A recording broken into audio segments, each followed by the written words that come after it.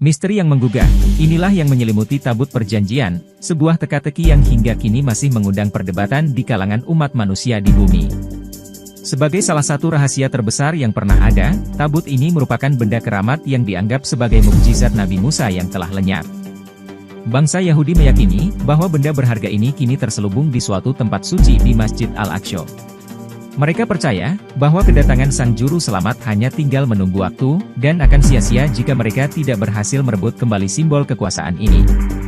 Namun, klaim mengejutkan muncul dari Kiai Haji Fahmi Basya yang mengatakan bahwa sebenarnya tabut tersebut tersembunyi di Candi Borobudur. Inilah saatnya kita mengulik lebih jauh, menelisik dalil dan bukti yang ada di balik misteri menakjubkan ini.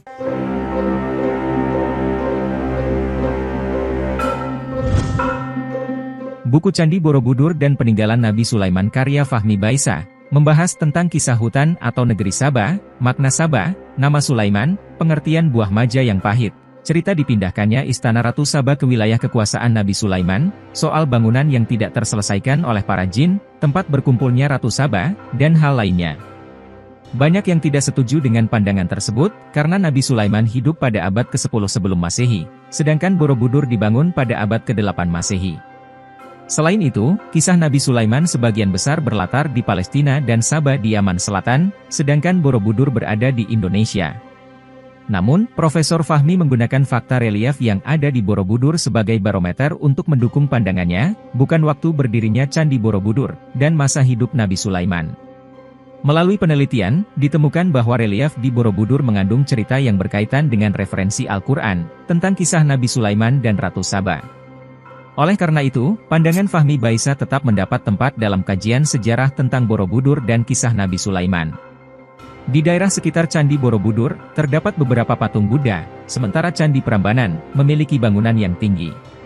Surat Saba ayat 13, menceritakan tentang jin-jin yang diperintahkan untuk membangun bangunan tinggi, dan membuat patung-patung sebagai penghiasnya.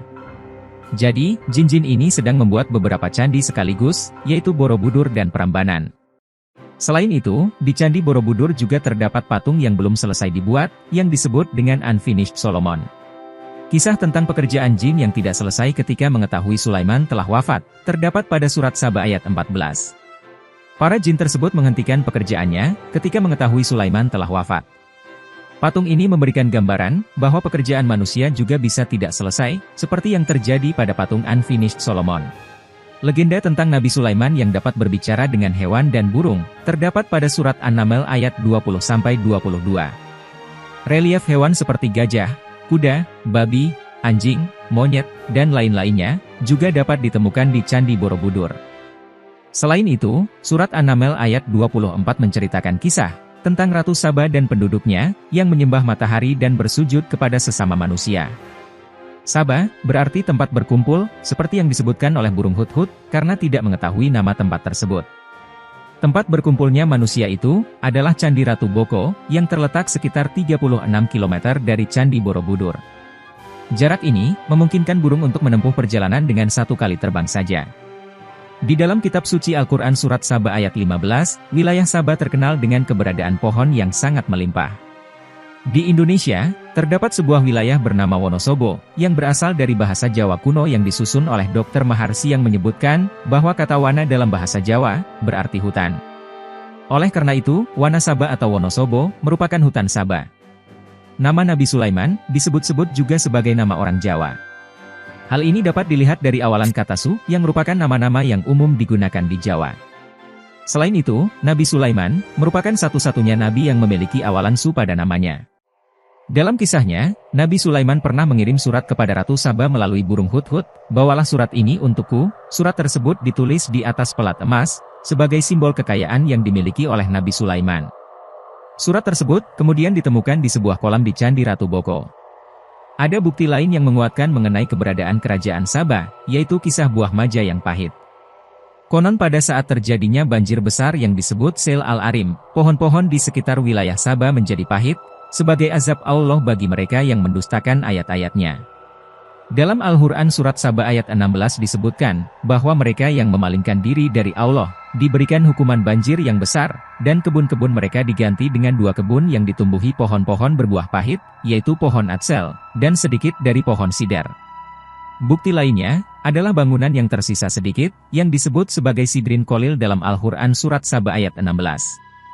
Bangunan tersebut merujuk pada wilayah Candi Ratu Boko, yang terdapat sejumlah stupa yang tersisa sedikit. Dari sini, dapat dibuktikan bahwa Istana Ratu Boko dulunya adalah Istana Ratu Saba yang dipindahkan atas perintah Sulaiman. Hal ini memberikan indikasi kuat mengenai keberadaan kerajaan Saba yang disebutkan dalam sejarah. Bukti-bukti lain yang disajikan mengungkapkan relief yang menggambarkan tabut sedang dijaga. Tabut tersebut berisi kitab Zabur, Taurat, dan tongkat Musa, serta memberikan ketenangan.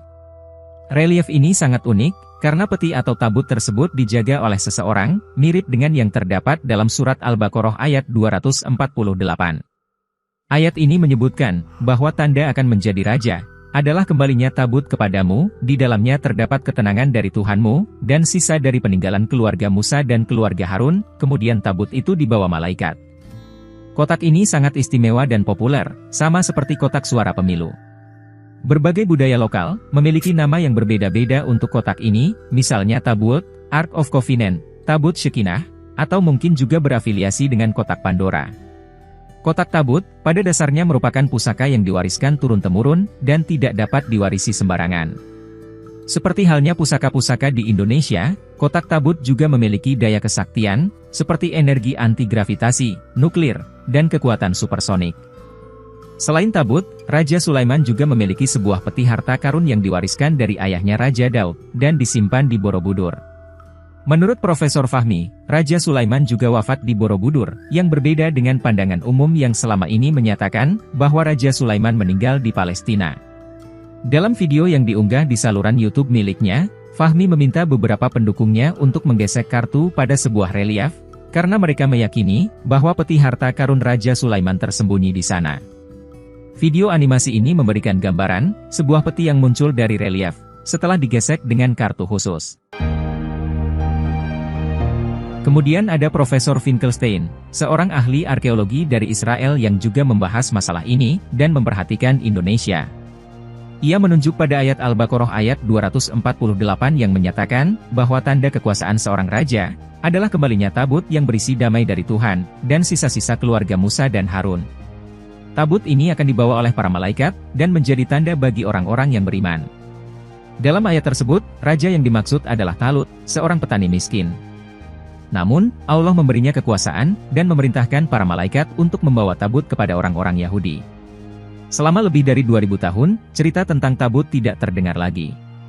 Namun, pada 26 April 2019, kabar tentang tabut tiba-tiba muncul dari situs Israel Hayom. Menariknya, Profesor Finkelstein menduga bahwa tabut tersebut berada di daerah Nusantara, walaupun tidak menunjuk langsung ke Candi Borobudur. Hal ini berarti, jika negeri Saba dan tabut itu ditemukan, maka kejayaan Nusantara akan kembali.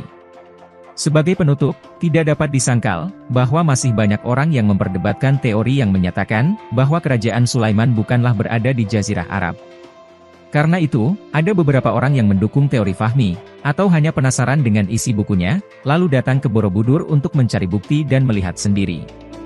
Walaupun tabut itu kini seolah hilang ditelan masa, lenyap dari sejarah, dan tak ada yang tahu di mana letaknya secara persis, bukan berarti kejayaan Nusantara tidak boleh kembali.